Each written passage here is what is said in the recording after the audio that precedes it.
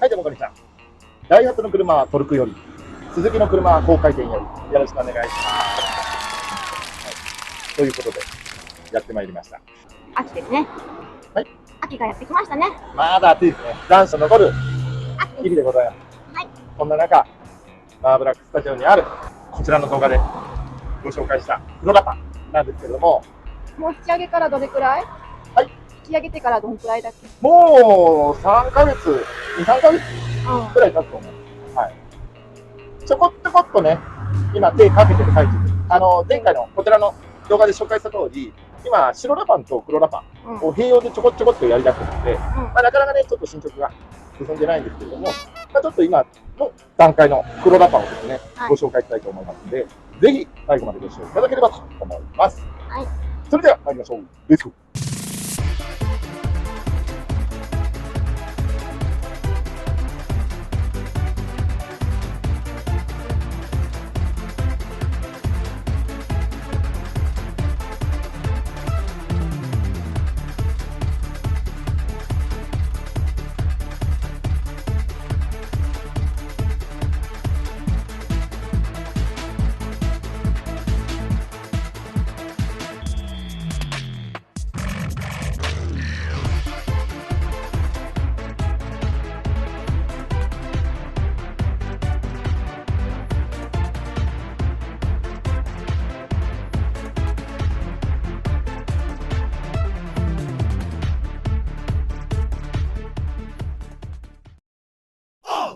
はい、ということで、こちらの黒ラパン、はい。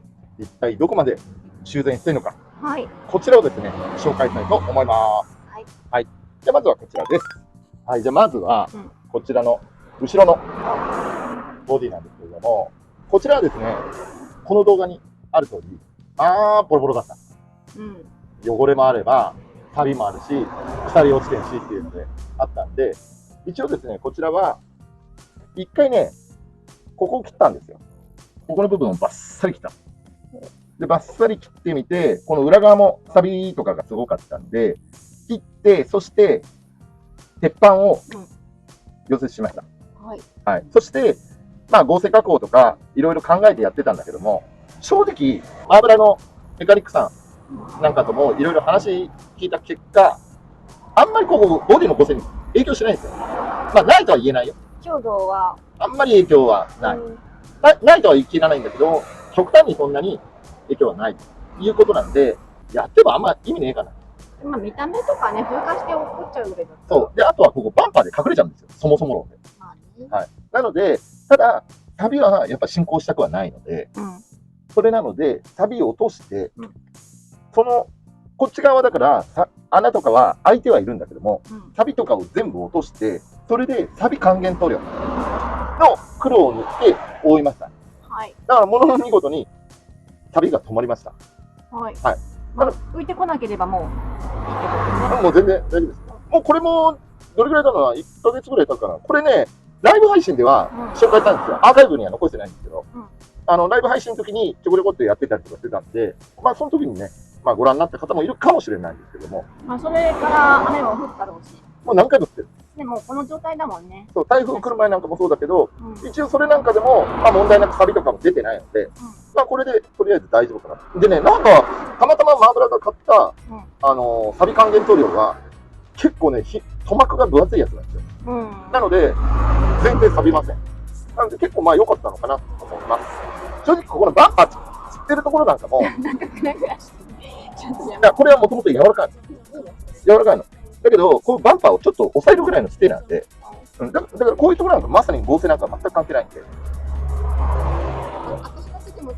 動くよ。だけど、取りはしないから。なので、まあ、とりあえずこれでいいかなということで戻しました。はい。はい。じゃあ、続いて参りましょう。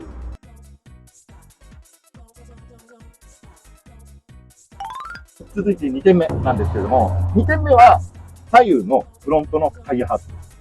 はい。こちらもね、この画像を見ていただければ分かる通り、ものすごい錆びだったんです。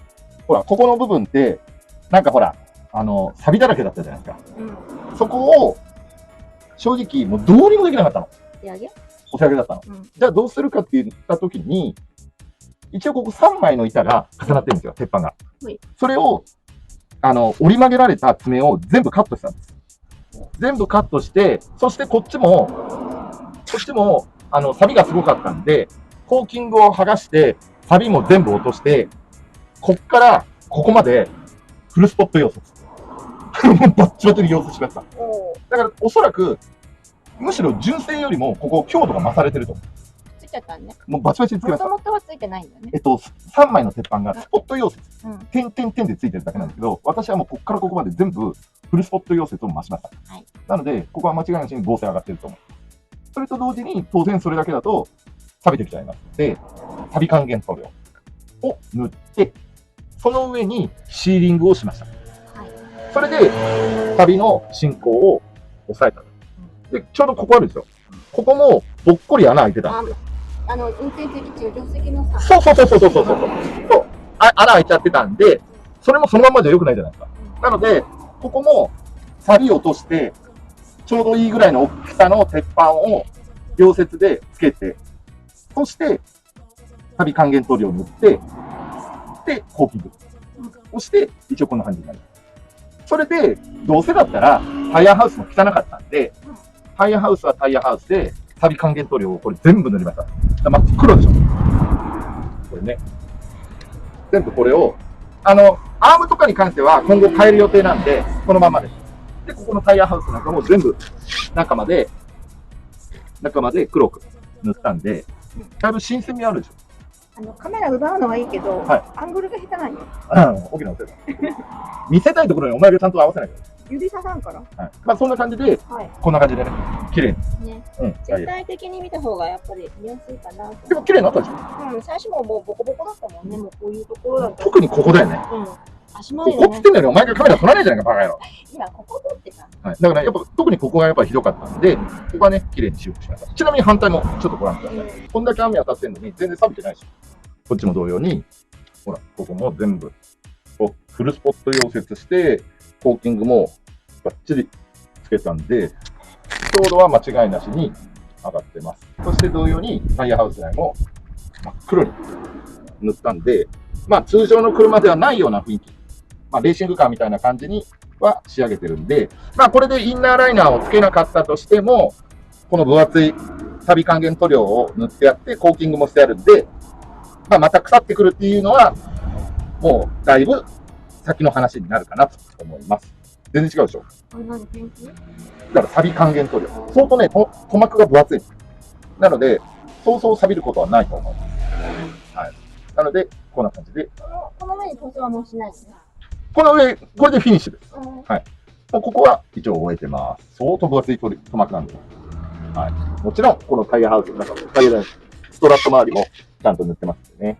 ちょっと見せきれないんですけど、全部濡れてますんで。はい。ということで、次のレストア部分を見てみましょう。一応ですね、レストアする最中の第3弾は、サイドシルです。はい。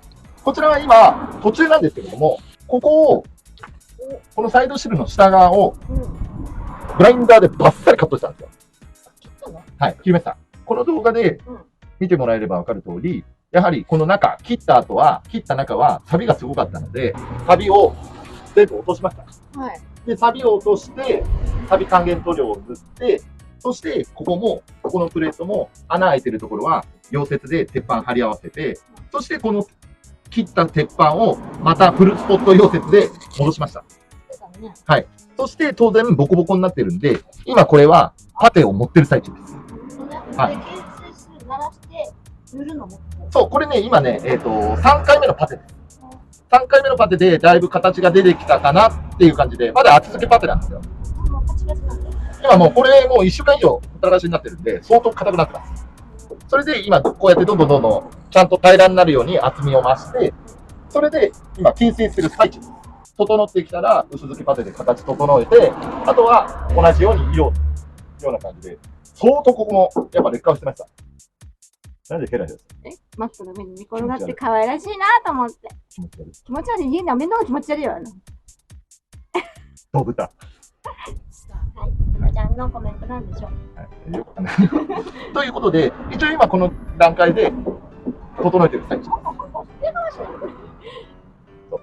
で、サビを起こしてます。はい、落としました。はい。まあ、今、段階的には、今こんな感じで、レスターをしてる最中です。そして、この車の一番の課題点であるリアフェンダー。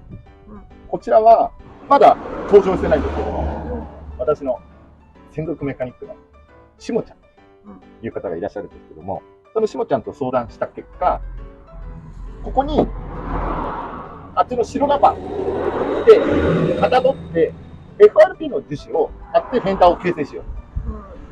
同時に、この中のインナー、ちょっとカメラ貸してね。この中のインナーが、こうやって穴開いちゃってるんですよ。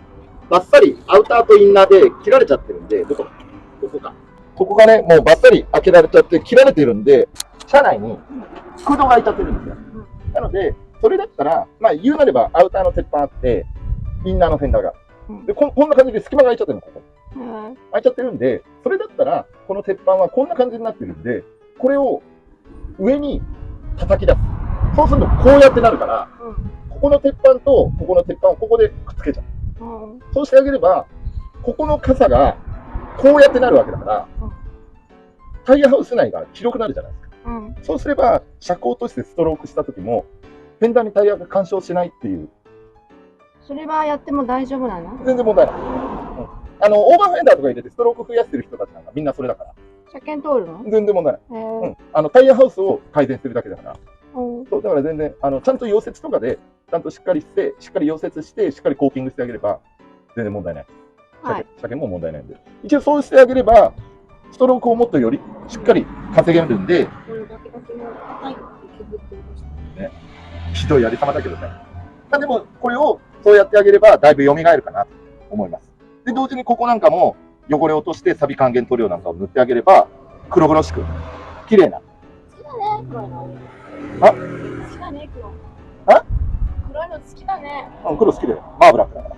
はい、ということで、まあ、そうすればタイヤハウスもね、これもしっかりと綺麗な黒ラッパに復旧しますので。マーブラね、この車で一番好きなのはダクテール。このやつ。このリアスポイラーがすごい好きなんですよ。オンってしてるの。これね、どうやらこのダクテールのスポイラーなんだけど、なんかどうやらこれモードパルファのスポイラーらしくて、これ多分そうそう手に入らないスポイラーなんで、これはね、マーブラ大事にしていこうかな。で、FRP のパケとかあるんだけど、そこら辺なんかもちろん修正して、ちゃんと塗り直して、これもう自家塗装感バリバリだから、ちゃんと綺麗に塗装し直して、蘇らせようかな。これ、パーツが3つに分かれてるんだね。そう、3分割。ね、はい。一体型じゃなかったんだね。だから、ちょっとロングなダクテールなんで、ここだけってよくあるんですよ。あとなんか、ここだけにしてる人はよくいるんだけど、ここまでついてるってなかなかなくて、まあ、修繕した時に、3分割のちゃんと全部つけた方がいいのか、それともこのお尻の部分だけがいいのか、そこは調整しながら。そうだね、ほら、ワゴンアールでしたよ、スポイラーが横までにょって伸びる。そう。これはないもんね。そう。だからそこなんかを、まあ、うまく調整して、塩梅いいように仕上げようかな。で、あとはここのワイパーの跳ね合いなんかもスムージングしちゃうんで、この穴はどうする？ここはバックモニター入れようかなと思います。入れます。ガラスの内側からじゃなくて大丈夫だと思います。はい、それでここのワイパーのモーターもスムージングしちゃうんで、このモードパルファムのリアッパネは、このワイパーのために、ワイパーモーターのためにこう切り欠きがあるんですよ。そう。で、外しちゃったら変じゃない。だからここカットして、樹脂を貼って平らにして、スムージングしようかな。はい。これなんかも作り直そうかな。で、今このアルトラパンは、この黒ラパンの中は今物置状態。俺の部屋と変わりねえ。修繕用のレストア用の道具なんかいっぱいあるので、こんなんでばっさり切ってるからね。こんなんでダダダダダダって切って。何この狂気の塊。こういうのじゃないと切れないんですよ。私は解体されちゃうじゃん。だからこれさ、ほら中見てこれ。これさ、この中からほら外が見えるのこうやって。光がさえて五光がさえて。あ、本当だ。すごいでしょ。こうやってね、これをだからここの傘を上げて、こっちの鉄板とアウター側の鉄板と溶接してくっつけてコーキングしよう。これで窒息死しないようになってる。あ、まあまあ、それも。換金されちゃう。なきにしもあらずだよね。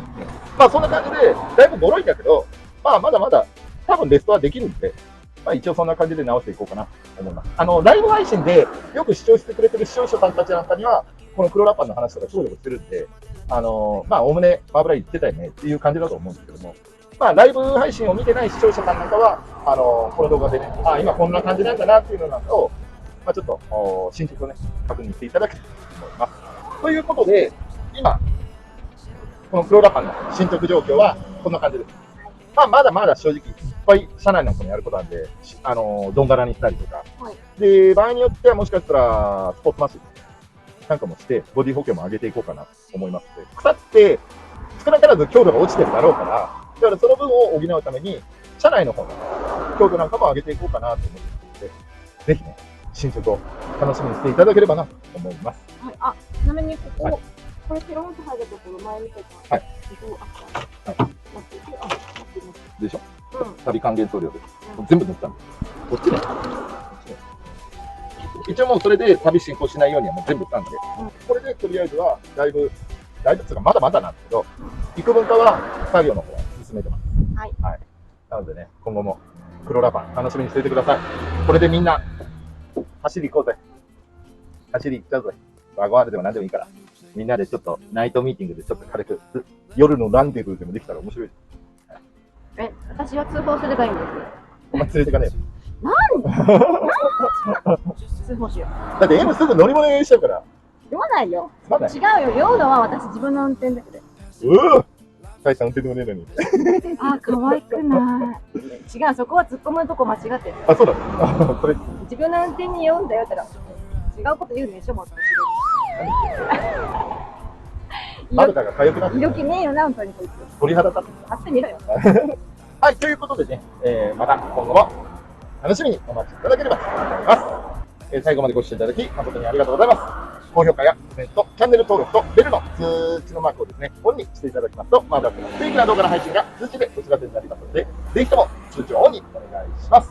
同時に、最近、マーブラックのチャンネルのトップページ開いていただいて、ショッピング、ストアだかショッピングだかっていうところを見ていただくと、マーブラックの公式の T シャツとか、そういうのが販売してますので、ぜひ、こちらをね、着ていただいたり、ステッカーを貼っていただいたり、そういうのなんかで、応援してほしいね。そうですね。またミーティングでね、そういうのなんかを着ていただいたら嬉しいね。はい。着るの？はい。次回のミーティングでは、ちゃんと集合写真撮りたいと思います。はい。何ニヤニヤ。それ何回目？はい。ということで、またお会いしましょう。さよなら。